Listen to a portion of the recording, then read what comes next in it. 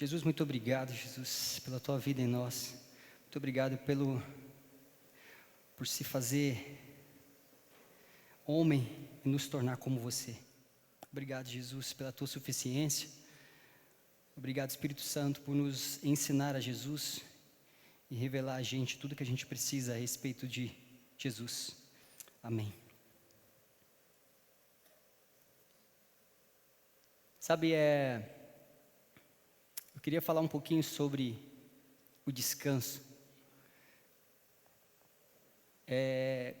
Essa palavra para a gente talvez soe para você um descanso onde você tem um momento na sua vida, no seu ano, para quem está trabalhando em alguma empresa, onde você tira alguns dias de férias, ou quando espera um feriado, aí você descansa.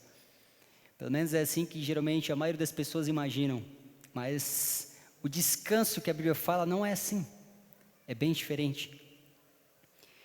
Pensa comigo quando você tem algo para fazer, você, por exemplo, tem que dar uma arrumada na sua casa, num feriado onde era para você descansar, mas você tem várias coisas para você ajeitar na sua casa.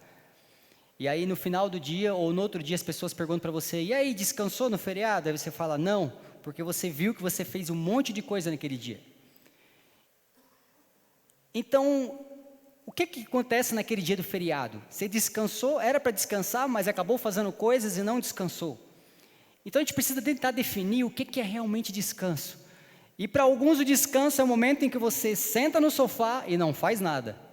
É o momento onde você às vezes liga algum filme lá e fica olhando para aquela televisão como se estivesse assistindo, mas na verdade você não está fazendo nada. Não sei aqui quantos de vocês, mas eu já me peguei em casa e em alguns momentos onde eu falei que eu iria descansar nesse formato, e aí eu ficava olhando para a televisão, mas eu não estava assistindo, eu estava fazendo nada. E para alguns o descanso é deitar na cama e dormir o dia inteiro. Enfim, cada um tenta encontrar o seu descanso. Mas eu quero que a gente entenda o que acontece nas Escrituras quando a gente fala sobre descanso. Isso é incrível. Abra comigo a sua Bíblia. Também vou abrir aqui. Em Mateus capítulo 11, versículo 28. Mateus capítulo 11, versículo 28. Você consegue colocar aqui isso? Venham a mim todos os que estão cansados, sobrecarregados, e eu lhes darei o quê? Vou repetir. Venham a mim todos os que estão cansados, sobrecarregados, e eu lhes darei. Continue, por gentileza. Tomem sobre vocês o meu jugo e aprendam de mim, pois eu sou manso, humilde de coração, vocês encontrarão descanso para as suas almas. Pare por aqui. O Antigo Testamento, quando a gente olha ele apresenta um Deus como o criador de universo, onde Deus cria todas as coisas. Quando Jesus diz aos primeiros cristãos que era através dele, do qual todas as coisas foram criadas, eles entenderam claramente que Jesus era como Deus, porque na cabeça deles, quem criou o mundo era Deus. Então Jesus diz para os discípulos, todas as coisas foram criadas por intermédio de mim. Então eles entenderam naquele momento que Cristo era Deus. Jesus afirmou naquele momento, para todo mundo que estava vendo ele, que ele era próprio Deus. E é interessante que os discípulos perguntavam, mas nos fale sobre Deus, nos fale como era o Pai. E ele fala, como vocês não sabem, quem vê a mim, vê ao Pai. Jesus é a exata expressão do Pai. A imagem do Deus invisível. É isso que Jesus é. As pessoas não entendiam, não conseguiam compreender como é Deus, e Jesus veio e mostrou para todo mundo como é Deus. Eu não sei, como aquele texto que eu falei para vocês do ateu, ex-ateu, né? Onde ele não sabia, não conhecia nada sobre o mundo, e de repente ele conheceu a Deus pelos homens e se sentiu culpado por tudo que havia feito. Então Deus, na verdade Jesus, vem ao mundo e revela o Pai. E mostra de forma visível como é o Deus invisível. Em Colossenses, abra sua Bíblia comigo, em Colossenses capítulo 1, versículo 15. Eu queria que a gente entendesse essa primeira parte, que ela vai dar toda a base para a gente conversar um pouquinho. Colossenses capítulo 1, versículo 15, diz assim: esta é a imagem do Deus invisível, o primogênito de toda a criação, pois nele foram criadas todas as coisas, nos céus e sobre a terra, as visíveis e as invisíveis, sejam tronos, sejam soberanias, quer principados, quer potestades, tudo foi criado por meio dele e para ele. Ele é antes de todas as coisas, nele tudo subsiste. A passagem diz aqui sobre o primogênito de toda criatura humana. Ou seja, ele era o primeiro de todos. E também diz que por meio dele foi criado os céus e a terra. Ou seja, em Cristo Jesus, por meio de Cristo Jesus, todas as coisas foram criadas. Nós entendemos aqui que se ele cria, significa que ele vem antes dessas coisas. Ou seja, a gente percebe a pré-existência de Cristo antes de tudo. Ou seja, ele é antes de todas as coisas. Isso é um fundamento para a gente entender. Ok? A palavra sobre Jesus aqui, ela atesta que ele é antes de todas as coisas. E até a palavra, a preposição antes, ela provavelmente é uma referência completamente temporal, onde o fato de Cristo já existir antes do mundo vir a existir. Antes do haja, ele já é. Sendo assim, a gente entende que ele é superior a todas as coisas criadas. Tudo foi criado por meio dele. E volta para ele.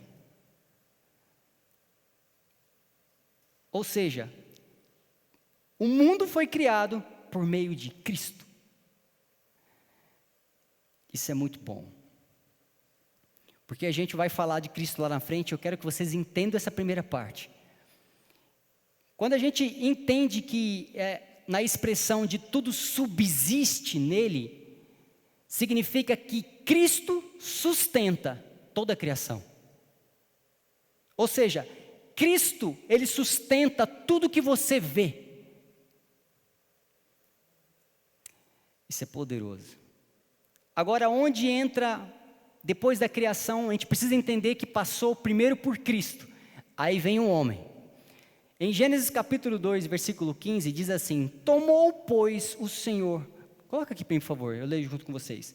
Gênesis capítulo 2, versículo 15. Senhor Deus colocou, gravem algumas palavras, colocou o homem no jardim do Éden para cuidar dele e cultivá-lo. Colocou, cuidar e cultivá-lo. Eu quero ver essas três palavras, na minha versão diz assim: tomou, pois, o Senhor Deus ao homem e o colocou no jardim para cultivar e guardar. Eu quero que a gente observe essas três palavras, que são fundamentos para a gente entender tudo. Primeiro, tudo foi criado por meio de Cristo, ou seja, de Cristo sai toda a criação. Depois Deus coloca o homem lá, Hebreu fala que ele coloca o homem. E sabe uma coisa que é interessante? A palavra traduzida, essa palavra colocar, traduzida do hebraico, literalmente significa descansar. Significa que Deus colocou, ou seja, quando Deus colocou o homem ali, ele estava colocando o homem num lugar de descanso.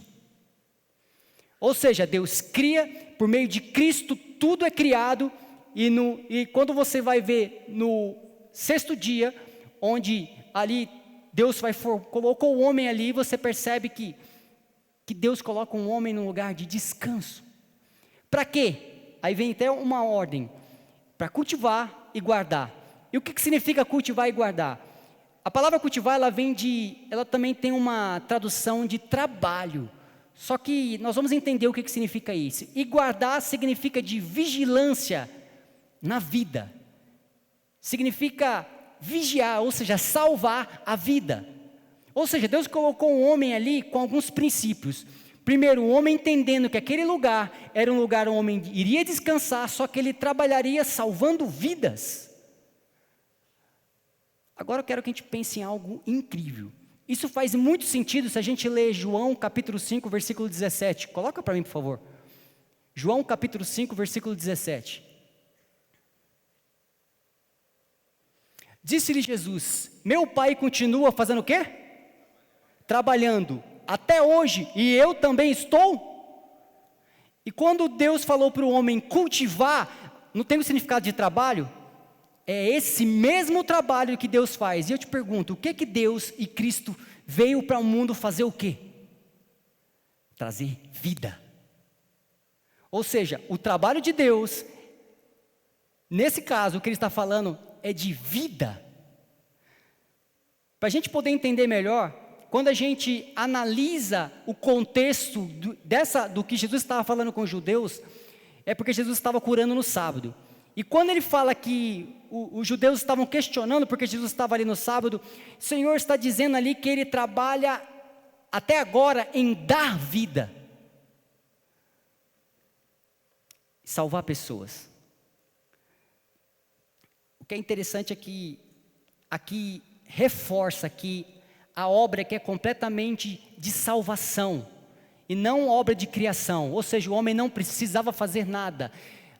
Quando fala de trabalho, nesse momento Cristo fala de trabalho e voltando para o homem e fala para o homem cultivar, que tem o significado de trabalho, seria que o homem, tendo a vida de Deus, simplesmente viveria e multiplicaria a vida na terra. O que o homem é, ou seja, a imagem e semelhança de Deus, o trabalho do homem era simplesmente viver enquanto multiplica a vida que ele tem de Deus. Imagina um homem no jardim do Éden, no lugar de descanso, onde o homem não tem esforço algum, o homem não precisa fazer outra coisa a não ser multiplicar o que ele é. Isso é um trabalho de uma pessoa que cultiva. Quem cultiva tem prazer no crescimento. Quem cultiva tem prazer na vida. Se você já viu uma pessoa cultivando uma plantinha, ela não precisava fazer aquilo, mas ela tem tanto prazer em ver uma plantinha crescendo, que todos os dias ela vai lá e rega. Isso é o prazer na vida. Voltando a Gênesis capítulo 2, versículo 15, se a gente pega essas 3 palavras, cada uma delas, e a gente começa a reescrever, baseado no que Cristo disse sobre trabalho, ela vai ficar mais ou menos assim: trouxe o Senhor Deus o homem para descansar no jardim do Éden, para o homem dar vida e guardar a vida. E agora a gente começa a entender o que é descanso. Primeiro que Deus colocou, quando criou todas as coisas e colocou o homem, aquele ambiente onde o homem estava era um ambiente de descanso. E sabe, não sei se você já ouviu, um judeu, ele não começa o dia dele quando dá meia-noite, ou quando o dia de trabalho dele, não é quando ele acorda pela manhã, independentemente do horário que acorda. Geralmente a gente tende a falar assim, né? Vamos fazer tal coisa, aí você fala, amanhã, a gente não considera hoje, esse tempo que a gente tem. A gente fala amanhã eu trabalho, amanhã eu tenho que entregar isso, amanhã eu vou fazer aquilo, e a gente considera o dia seguinte com o trabalho. Então, na nossa mente, às vezes, a gente começa o nosso dia com trabalho, porque a gente acorda, toma um café e vai trabalhar. Só que para o judeu, o dia não começa assim, mas começa às 18 horas, porque a vida do judeu começa com descanso. Eu descanso e depois que eu acordar, eu trabalho. Agora, sabe qual é o fundamento do descanso para o judeu? Para ele começar a fazer isso? É porque ele entende que se eu descanso agora, porque é impossível que amanhã não seja um dia incrível. Eu descanso porque eu sei que enquanto eu descanso, o Senhor já preparou o melhor dia. Então, na verdade, eu já descanso para começar o melhor dia da minha vida. Cara, isso é muito bom. Já ao contrário, os que começam com trabalho, falam, nossa, cara, eu tenho que trabalhar. Ou seja, eu tenho que me esforçar, eu tenho que fazer um monte de coisa, eu tenho que resolver, eu tenho que ter um bom desempenho, eu tenho que fazer aquilo, fazer isso, sendo que o outro que entende que começa com descanso, descansa falando, Senhor, muito obrigado, é impossível que amanhã não seja o melhor dia da minha vida. Eu descanso porque eu sei que enquanto eu durmo, o Senhor já preparou o melhor dia. Então, quando eu acordo, igreja, quem me segura? Eu tenho o melhor dia da minha vida. Não tem como dar errado. A gente está acostumado a dizer isso. Esses dias a gente está resolvendo algumas coisas, e algumas coisas daquilo que a gente tinha planejado dava errado, aí a gente poderia querer ficar triste e falar, não tem como dar errado. Então sabe o que a gente faz? Deu 18 horas, vou descansar porque meu dia já começou. Começa a praticar isso. Começa o seu dia com descanso. Mas chega em casa mesmo, ou num lugar que você considera um lugar onde você não precisa fazer nada, mas se realmente descansar, entra nesse lugar, nesse ambiente e comece o seu dia com descanso. Porque na verdade o homem foi criado nesse dia.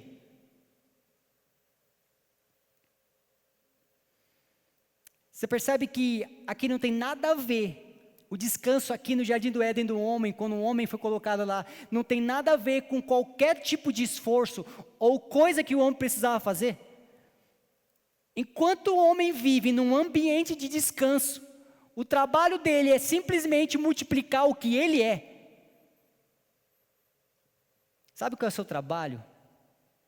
Primeiro é entrar nesse descanso e multiplicar o que você é. Só isso.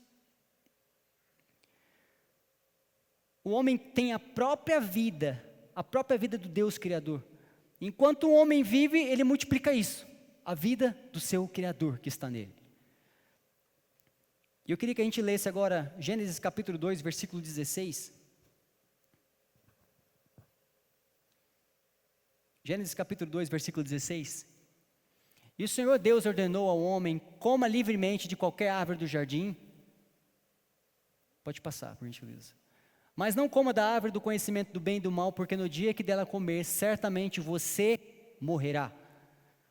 O homem foi criado com a vida de Deus, ou seja, não sei se quantos estavam aqui sobre a mensagem que eu falei sobre o sopro de vida. O homem foi criado com a vida de Deus, ou seja, quando Deus soprou na narina dos homens, o homem recebeu a vida de Deus, foi inspirado por Deus. E o seu único trabalho que o homem tinha ali era multiplicar aquilo que ele recebeu de Deus. Quando o homem peca, ele perde essa vida. Por isso que fala que no dia que comerdes, morrerá. E a partir daí, como o homem nasceu para multiplicar o que ele é, o homem começou a multiplicar pecado, morte. O homem que antes tinha sido colocado no jardim para multiplicar a vida de Deus, o homem começou a multiplicar aquilo que ele é. Ou seja, o homem tinha caído, pecado, ele começou a multiplicar isso. A natureza completamente caída. Foi isso que o homem começou a multiplicar. O problema é que depois que o homem pecou, ele continuou multiplicando. Uma natureza completamente caída. Aquele homem que foi colocado para governar, para dominar, passou, que quando criado por Deus, ele tinha um governo de paz, de justiça, de alegria, e quando caiu, passou a ter um governo de morte.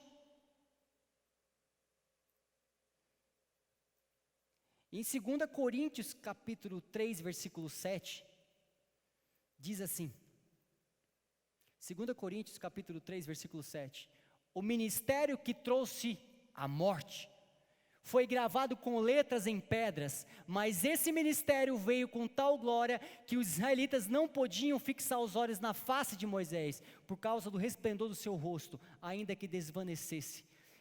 A primeira parte pode deixar lá, por gentileza. O ministério que trouxe a morte, gravado com letras em pedras, o que é isso? Lei. A partir desse momento, o homem passou a ter conhecimento do ministério que trouxe a morte, a lei. Continuando lembrando aqui do ateu, quando ele falou que não tinha o entendimento de que o que ele fazia era errado, e quando conheceu a Deus por meio dos homens, ele percebeu que tinha muita coisa que na verdade ele conheceu o ministério de morte, apresentado o ministério de morte na vida dele. Ou seja, no momento em que apresentaram Deus para ele, apresentaram Deus por meio de lei, então ele conheceu o ministério que trouxe a morte.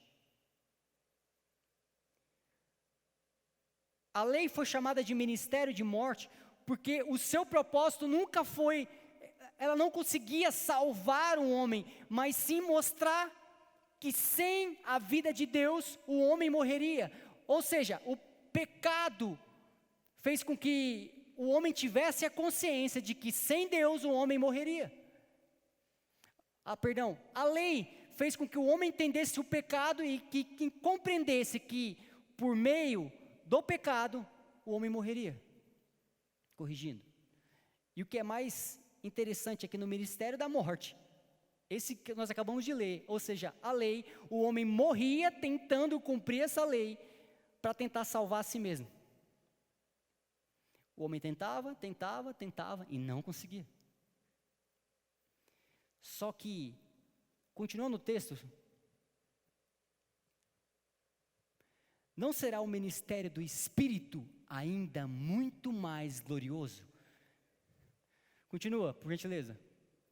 Se era glorioso o ministério que trouxe condenação, quanto mais glorioso será o ministério que produz justiça. O homem passou a vida tentando ganhar a aceitação de Deus por meio daquilo que ele fazia. O homem fazia para ver, Deus está bom, a minha vida te agrada, o que eu posso fazer mais? Agora você fala, não, faz o seguinte, jejua mais, ora mais, faz mais, Deus está bom, não, eu quero mais, era assim como entendia, então o homem nunca conseguia, parece que o homem sempre estava devendo.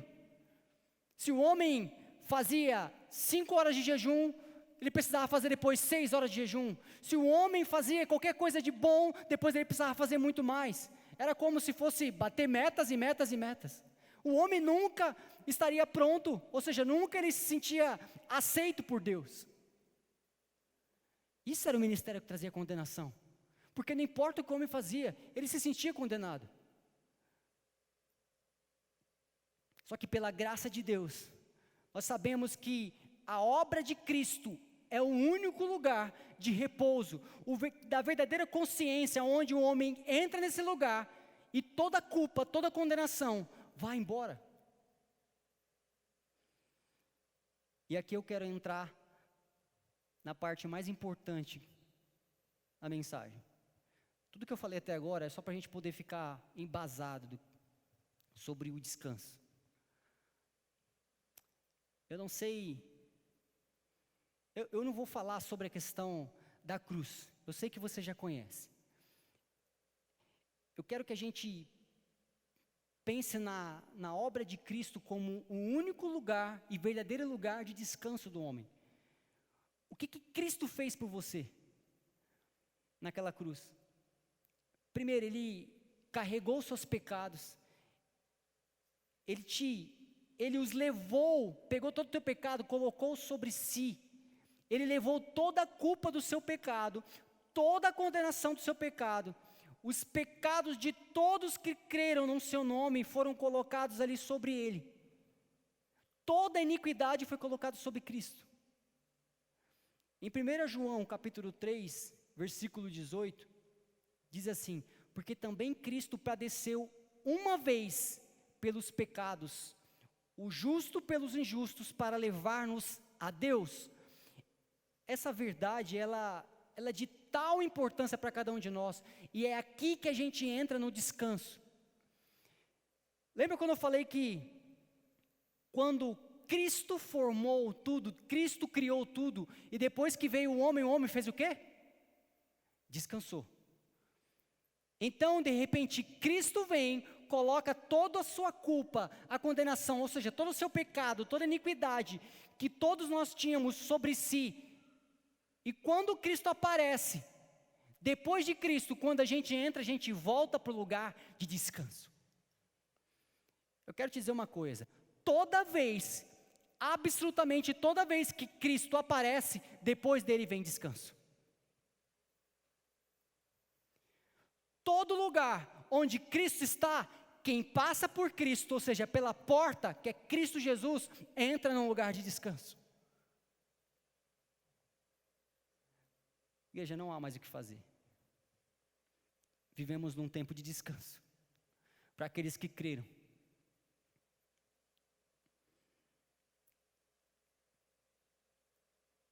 Em 1 João capítulo 4, versículo 10 diz: nisto está o amor, não em quem tenhamos amado a Deus, mas em que Ele nos amou e enviou seu Filho para propiciação pelos nossos pecados.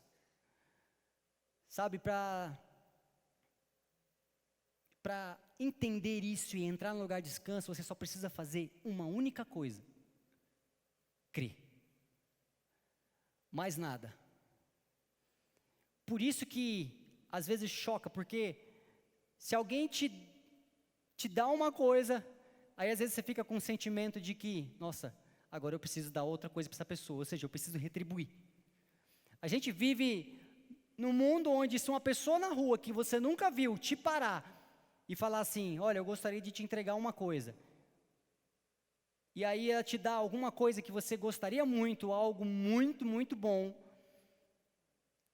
e você fica meio sem entender o porquê ganhou aquilo.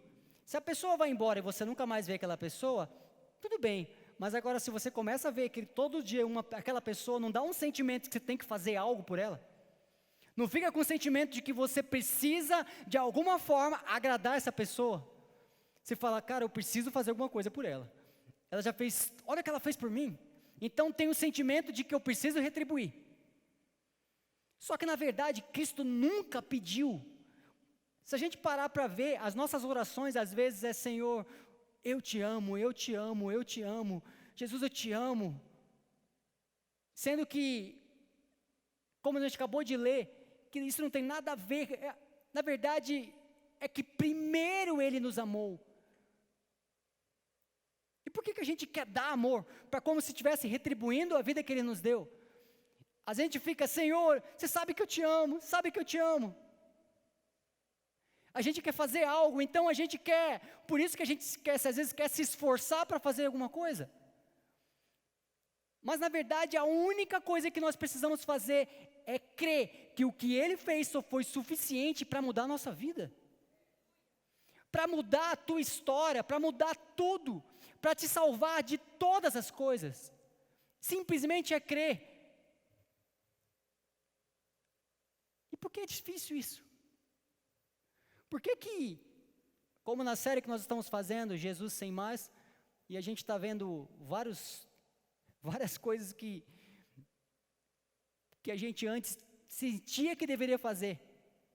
Esses dias eu estava conversando com o Vitor, a gente estava na casa dele, e aí o Vitor, ele chamou várias pessoas para ir lá, então ele comprou várias pizzas para a gente poder comer.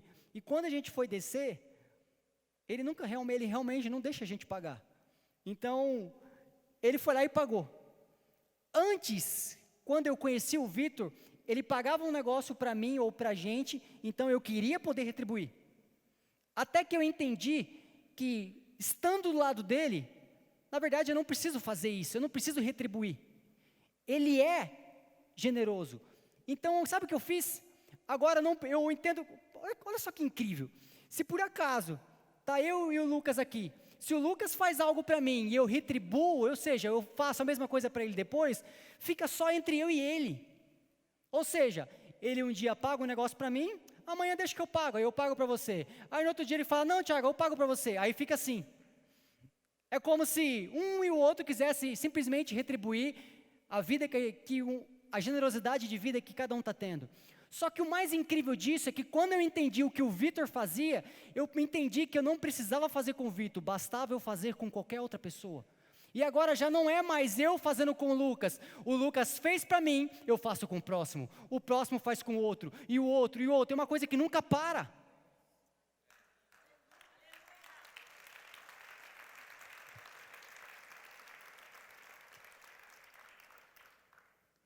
A gente toca mais pessoas quando a gente entende o que Cristo fez por nós. E é interessante que a gente quer fazer como o exemplo do Lucas. É como se a gente olhasse para Cristo, Cristo fez por nós, Cristo eu faço para você. Aí Cristo fez por mim, Jesus eu faço por você. Gente, no lugar de descanso onde eu estou, não há mais nada a ser feito. Lembra que quando Cristo apareceu, o mundo foi criado. Depois da cruz, quando Cristo apareceu, eu entrei novamente num ambiente de descanso. Não há mais nada para fazer, a não ser uma coisa: a anunciar que existe um lugar de descanso para todos.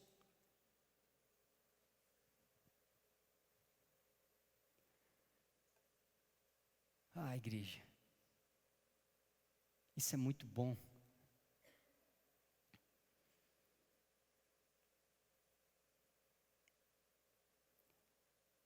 Sabe, Deus não espera que a gente faça nada por Ele. Deus não espera que você faça nada por Ele. Deus está satisfeito em Cristo Jesus.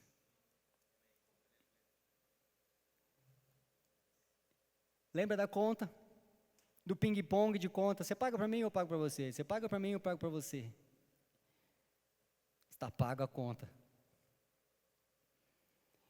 Sabe o que você vai fazer? Com uma conta paga? Gritar para todo mundo dizendo que a conta deles também estão pagas. E a única coisa que cada um deles que te ouvirem precisa ser feito é crer. Só isso. E o que é mais incrível, lembra das palavras que eu falei? Coloca para mim por gentileza novamente. Deixa eu ver aqui qual.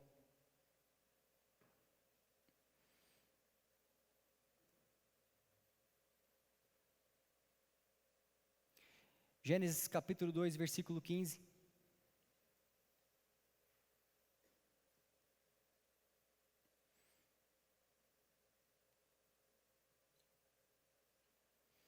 O Senhor colocou o homem no jardim do Éden para cuidar dele e cultivá-lo. Lembra da palavra de trabalho onde Cristo fala que meu pai trabalha até hoje e eu também? No ambiente onde Cristo está e quem passa, ou seja, depois de Cristo, é um ambiente onde Deus te coloca num descanso. E aí, o que você vai fazer? Cultivar. E o teu trabalho, qual que é? Simplesmente multiplicar o que você é. Como é que a gente faz isso? Falando para todo mundo que existe uma conta paga na cruz e não há mais condenação para todo aquele que nele crê. Enquanto eu vivo, enquanto você vive, você multiplica o que você é em Deus. E o que é mais incrível é que tem pessoas que relutam com isso. Não, Tiago, mas não é possível, precisa ser feito alguma coisa ainda. Então tá, então vamos ler uma coisinha aqui. Abra sua Bíblia, em Hebreus capítulo 4, versículo 10. Para se você acha que ainda precisa fazer alguma coisa, se acha que existe algum esforço, vamos ler isso aqui. Pois todo aquele que entra no descanso de Deus, também descansa das suas... O quê? Vou repetir. De todo aquele que entra no descanso de Deus, também descansa das suas obras, como Deus descansou das suas. Continue. Portanto, esforcemo-nos por entrar nesse descanso, para que ninguém venha cair segundo aquele exemplo de desobediência. Que exemplo? Que exemplo? Adão desobedeceu, estava num ambiente de descanso, desobedeceu a Deus e caiu. Então esforcemo-nos para que ninguém saia de novo do ambiente de descanso. É teu esforço, sabe o que é? Descansar.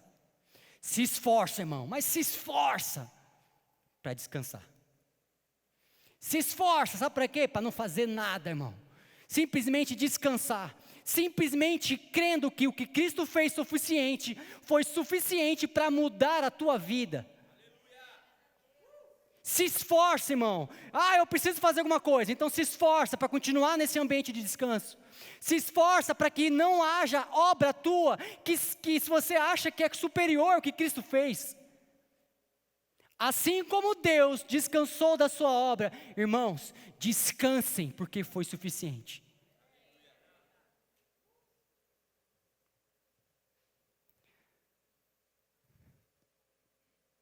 Sabe, assim como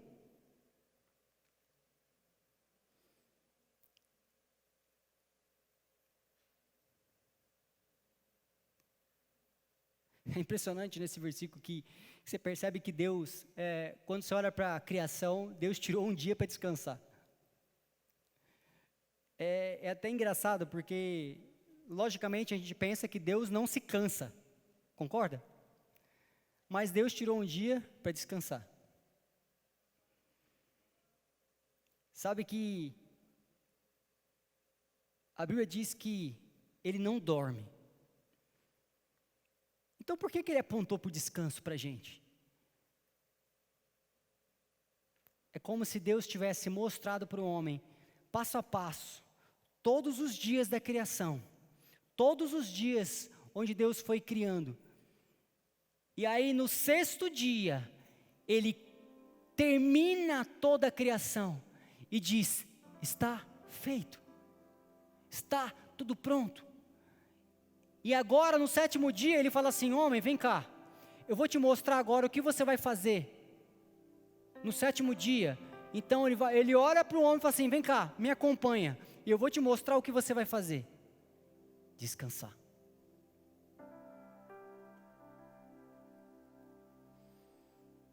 Tudo que Deus fez em todos os dias,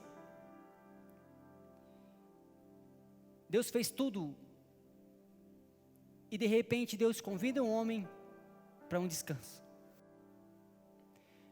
A cruz é o retorno para o nosso lar, o local onde nós nunca devemos ter saído, um local de pleno descanso no Senhor.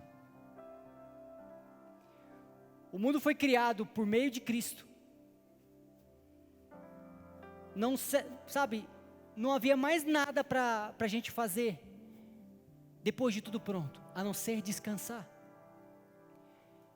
Eu te pergunto, se depois da primeira obra consumada, que foi a criação, pensando assim, Deus mostrou para o homem o descanso, o que dirá depois da obra consumada da cruz?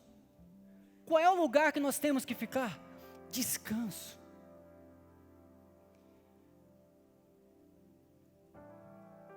Eu não sei se você já teve a oportunidade de ir para um hotel, enfim, independentemente de qualquer coisa que você já fez, mas quando você vai para um hotel, às vezes é gostoso, o ambiente todo é preparado para que você descanse. Então, às vezes o ambiente é muito bom, é muito incrível. Eu já fui em hotéis que realmente era muito confortável e me proporcionou um bom descanso, mas nunca fui que nem minha casa. E nunca será que nem minha casa. As minhas coisas, a minha cama, o meu travesseiro, o meu lençol, as minhas coisas, a gente até se comporta diferente dentro de casa, porque lá é o lugar, é o meu lar. Sabe de uma coisa? Quando você vai para um hotel, você tem que pagar para dormir lá. Se você quiser descansar em um hotel nesse exato momento, você vai ter que pagar para você poder descansar. Mas na sua casa já está tudo pago. Na tua casa já está pago. E sabe o que o mundo está buscando? Hotéis para descansar. De tudo quanto é tipo, de tudo quanto é placa, de tudo quanto é denominação. O homem está tentando encontrar formas para descansar. Então o homem paga para poder descansar. Só que ainda não entendeu que na casa dele, o lar, de um lugar de um homem nunca deveria ter saído, já foi pago.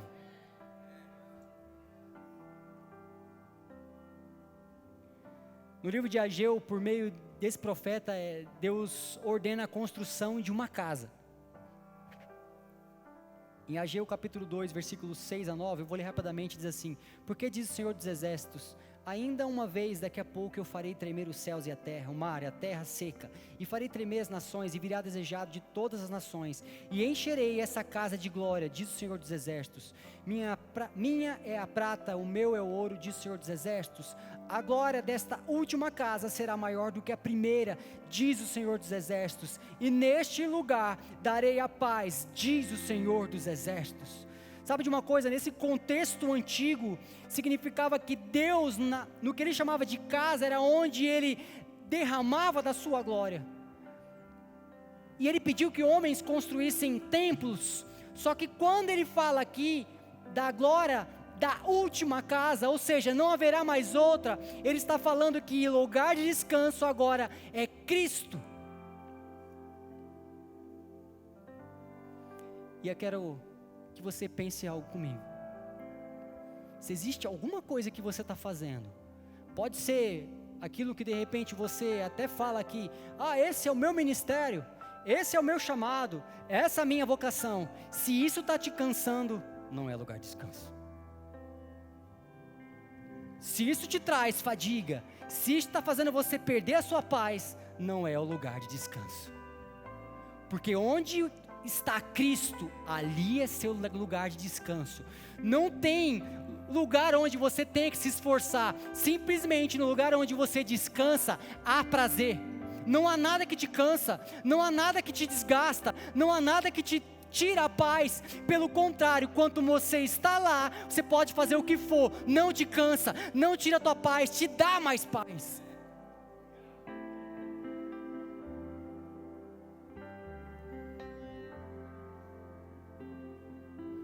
Tiago, eu fazia tanta coisa para Deus, eu fiz tanta coisa, cansou? Cansou, mas é minha cruz. Não.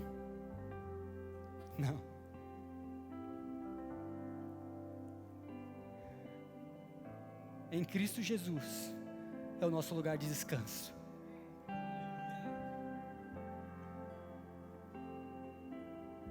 Eu posso fazer o que for. Igreja, eu posso pregar todos os dias em todos os lugares do Brasil.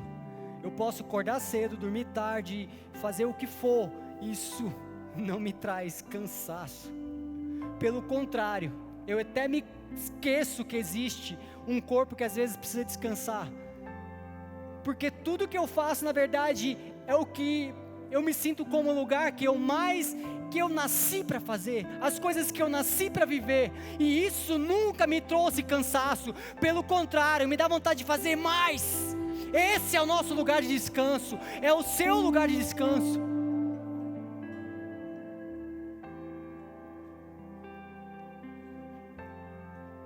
É como a igreja que Paulo falou assim: precisamos levantar uma grande quantidade de oferta para a gente enviar para uma igreja que estão precisando, nossos irmãos estão precisando. E aí ele pede que várias igrejas ajudem. Então chega a uma determinada cidade, uma igreja, e ele fala: vocês não, porque ele sabia que aquele povo era humilde.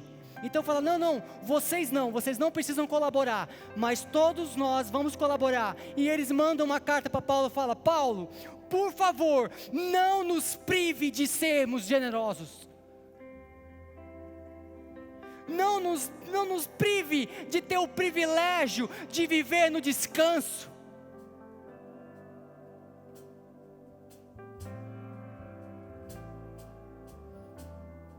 Fique de pé no seu lugar, por favor.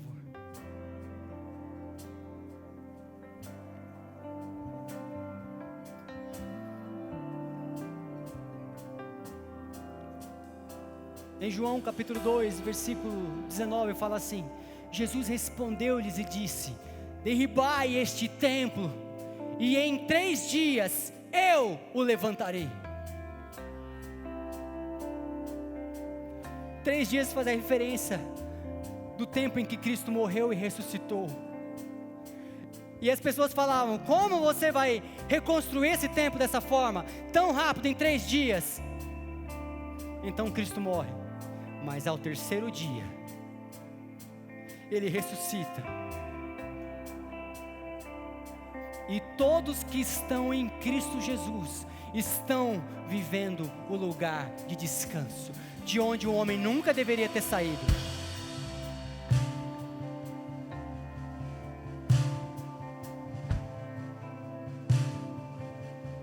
Quando a gente está em Cristo, estamos em casa.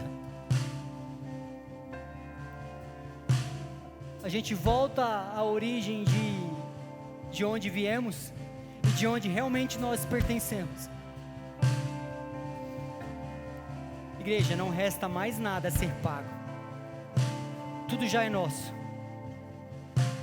Pode descansar.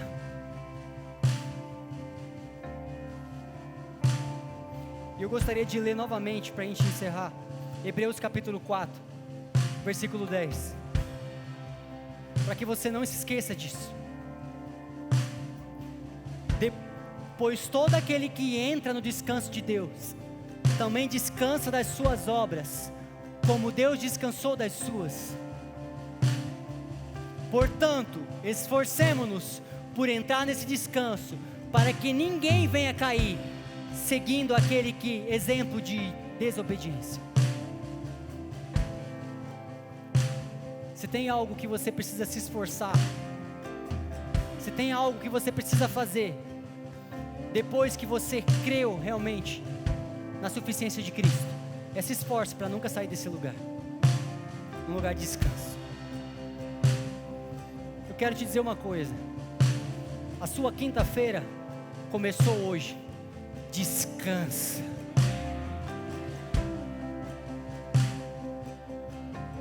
Sabe de uma coisa?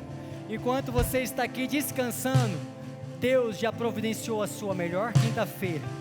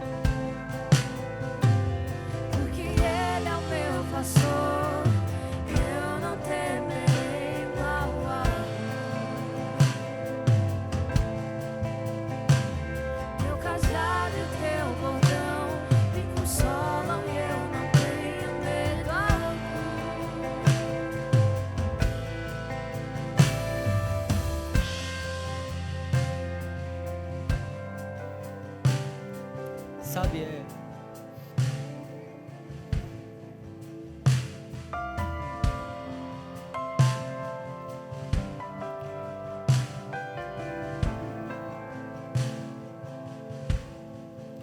entenda que Jesus não fez uma troca com a gente, onde Ele fazia algo que nós não poderíamos fazer, e depois nós tínhamos uma vida inteira para tentar pagar. Não foi assim. É tão bom que a gente não merecia, mas a partir do momento em que você creu, a partir do momento em que eu criei, então eu passei a ter por direito tudo que Cristo tem.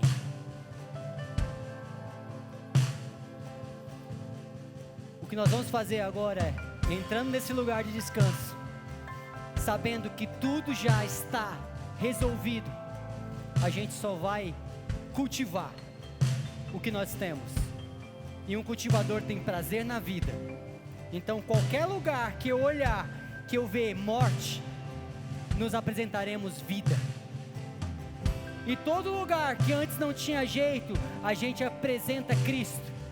E todo lugar que antes parecia não ter solução, a gente apresenta Cristo. E toda pessoa que falar, Tiago, eu tenho uma vida de condenação, a gente apresenta Cristo, porque nós temos prazer em cultivar a vida que nós temos.